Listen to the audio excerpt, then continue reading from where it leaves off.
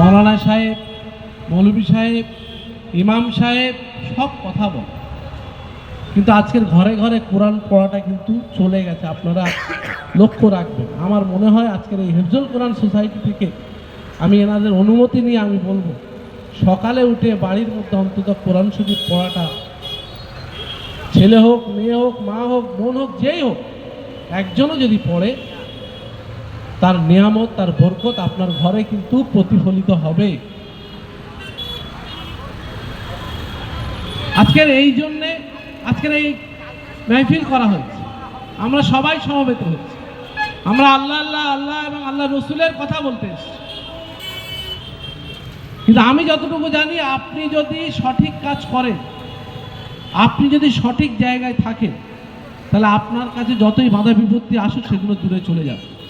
অতএব আমরা আমাদের ইসলাম ধর্মকে যদি সঠিকভাবে প্রয়োগ করি, সঠিকভাবে মানুষের কাছে তুলে ধরতে পারি, যতই মসজিদ ভাঙুক, যতই মাদ্রাসা ভাঙুক, কিচ্ছু আসে যায় না।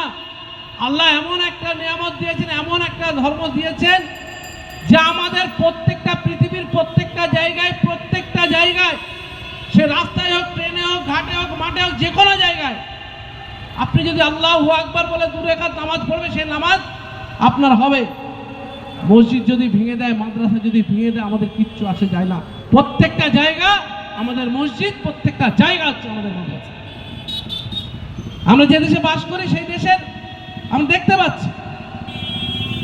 দেখতে পাচ্ছি যে মসজিদ মাদ্রাসা আমাদের ভাঙা হচ্ছে, আমাদের চোখের সামনে হাদিস কোরআন পুড়িয়ে দেওয়া হচ্ছে।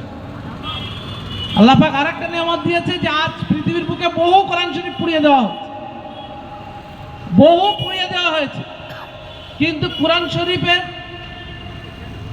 যে হিফজ, যে কথাটা এখানে আসছে, যারা আলেম, যারা কোরআন শিক্ষা করেছে, মুখস্থ করেছে, তাদের বুক থেকে কোনোদিন সরিয়ে দিতে পারবে না পৃথিবী যতক্ষণ না শেষ হবে। অতএব এত নিয়ামতের পরেও আমরা সবাই আপনাদের কাছে অনুরোধ করব যে আমরা আমাদের ধর্মের যে মূল গ্রন্থ কোরআন শরীফ, সঙ্গে হাদিস শরীফ সহ আমাদের যে কাজ, আমরা যদি সঠিকভাবে করতে পারি, তাহলে আমাদের উপরে যতই আক্রমণ আসুক, আল্লাহ নিশ্চয়ই হেফাজত করবে। আর সর্বোপরি আমাদের যারা এখানে উপস্থিত আছেন, এত সুন্দর একটা মেহফিল, যে মেহফিলে আল্লাহর নিয়ামত এবং বরকত দান হচ্ছে, যে বাগিচা এখন তৈরি হয়েছে, এই বাগিচার যারা ফুল, যারা মালি, যারা সহকর্মী আছে, সবাইকে আমার আন্তরিক শুভেচ্ছা, ধন্যবাদ জানিয়ে, আমার যদি কোনো বলায় ভুল ত্রুটি হয়ে থাকে আপনারা মাফ করবেন। এই কথা বলে আমার বক্তব্য শেষ করছি। আসসালামু আলাইকুম। ধন্যবাদ।